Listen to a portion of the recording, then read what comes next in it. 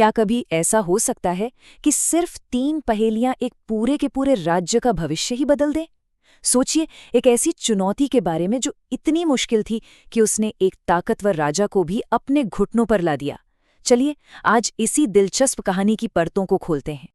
देखिए, ये सिर्फ सवाल नहीं थे।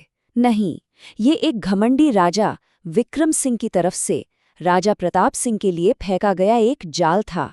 एक ऐसी चुनौती जिसका असली मकसद ज्ञान को परखना नहीं, बल्कि बेइज्जत करना था। और इन सवालों का जवाब देना लगभग नामुमकिन सा लगता था। तो कहानी की शुरुआत यहीं से होती है, शाही पहेलियों की एक असंभव चुनौती से। ये सिर्फ दिमाग की कोई परीक्षा नहीं थी, नहीं, ये तो एक राजा के सम्मान और उसके पूरे राज्य के भविष्य की लड़ाई बन चुकी थी। और यहाँ दोनों राजाओं के बीच का जो फर्क है ना, वो साफ दिखाई देता है। एक तरफ है राजा विक्रम सिंह, जो अपने ही अहंकार में डूबा हुआ है, जिसे बस ये साबित करना है कि उससे बेहतर कोई नहीं। और दूसरी तरफ है राजा प्रताप सिंह, जिसके चेहरे पर चिंता और अपमान की लकीरें खिंच गई हैं। उसे जवाब खोजने के लिए सिर्फ 1 महीने का वक्त मिला था और दांव पर उसका सब कुछ लगा था। तो जब दांव पर इतना कुछ लगा हो तो जाहिर सी बात है, राजा प्रताप सिंह ने अपने राज्य के सबसे तेज, सबसे काबिल दिमागों को इकट्ठा किया होगा।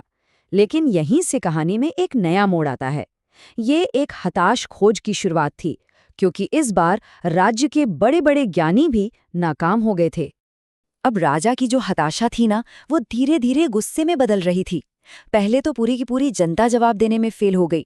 फिर राजा का सारा गुस्सा अपने सबसे भरोसेमंद मंत्री पर ही निकल गया। उसे 15 दिन का अल्टीमेटम मिला कि या तो जवाब लाओ, वरना तुम्हें और तुम्हारे पूरे परिवार को मौत की सजा दी जाएगी। और इसी डर में अपने परिवार को बचाने के लिए उस मंत्री ने वो किया जो शायद कोई पिता नहीं करना चाहता।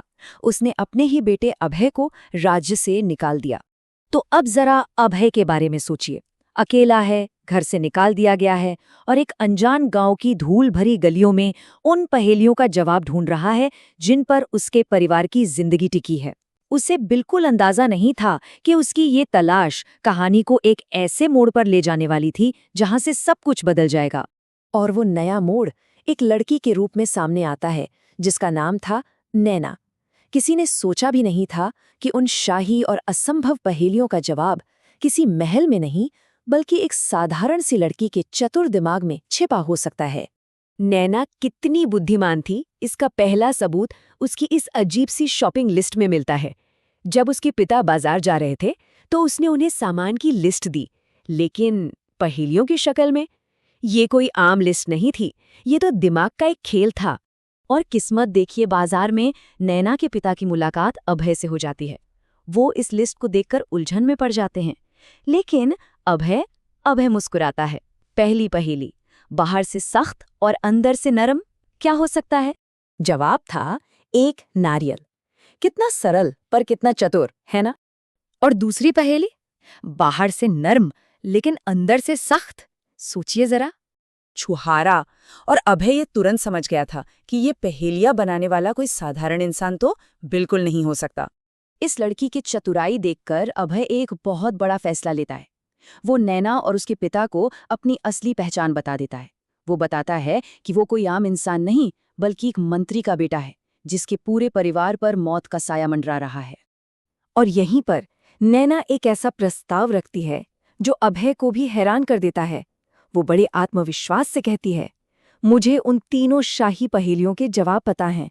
तुम मुझसे शादी कर लो और मैं तुम्हारे माता पिता को बचा लूंगी। ये सिर्फ एक शर्त नहीं थी, ये तो एक ऐलान था। और यहीं से कहानी का आखिरी हिस्सा शुरू होता है। तो अब अभय और नैना एक साथ है और वे सीधे राजा के दरबार में पहुंचते हैं। अब ये देखना था कि कैसे सिर्फ 3 जवाब एक पूरे के पूरे राज्य की किस्मत को पलटकर रख देते हैं।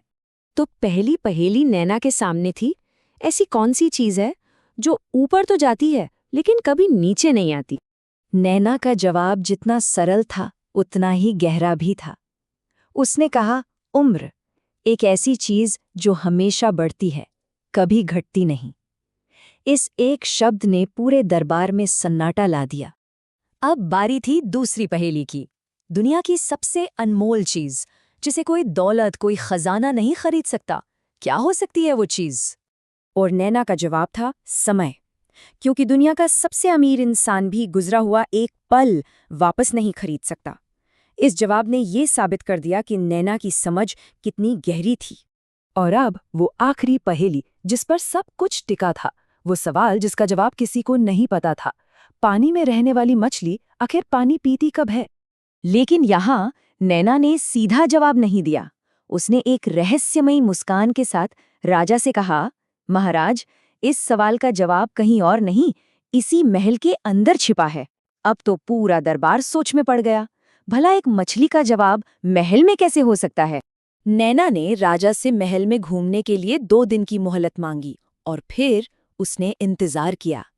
उसने एक नौकर मदनलाल पर नजर रखी और उसे रात के अंधेरे में चुपके से रानी के कमरे की तरफ जाते हुए देख लिया।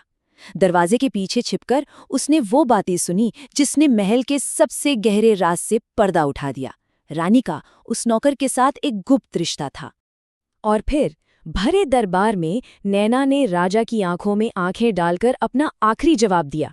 उसने कहा, महाराज, अगर आप अपने ही महल की दीवारों के पीछे ये नहीं जान सकते कि आपकी पत्नी क्या कर रही है, तो फिर कोई ये कैसे जान सकता है कि गहरे पानी में एक मछली कब पानी पीती है? ये कोई जवाब नहीं था, ये तो राजा के घमंड पर, उसके अज्ञान पर एक सीधा तमाचा था। इस एक सच्चाई ने राजा को अंदर तक हिला दिया। उसने अपना ताज उतारा और कहा, इस राज्य को मेरे जैसे अंधे राजा की नहीं, बल्कि तुम्हारे जैसी बुद्धिमान रानी की जरूरत है। और उसने अपना राजपाट अभय और नैना को सौंप दिया। ये कहानी सिर्फ राजा और रानी की नहीं है, ये हमें याद दिलाती है कि असली ताकत और शासन करने का हक जन्म से नहीं मिलता, बल्कि उसे बुद्धिमानी, साहस और सच को देखने की हिम्मत से कमाया जाता है।